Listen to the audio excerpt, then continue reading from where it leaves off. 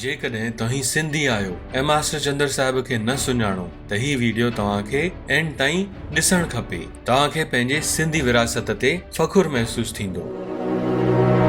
सिंधियुनि में संगीत जी तारीख़ त तमामु पुराणी आहे, पर तव्हांखे ॼाणे हैरानी थींदी त 19वीं सदीअ जे शुरूआत ताईं बि सिंधीअ में सिर्फ़ भक्ति संगीत मशहूरु हुयो।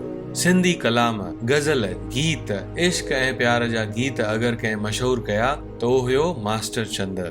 7 डिसेंबर 1907 चंदर जो जनम थारू शाह जे हिकु ज़मींदार परिवार में थियो। खेसि आवाज़ त परमात्मा जी देन हुई। 12 साले जी उमिरि में ई हुनखे संगीत सिखण जो शौक़ु जाॻियो।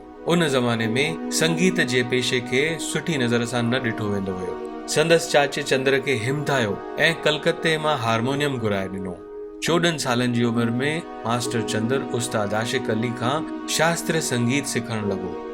पोइ त साईं कमाल थी वियो। चंदर जे आवाज़ ऐं हुन जे संगीत जो जादू सॼे सिंध में मशहूरु थियण लॻो।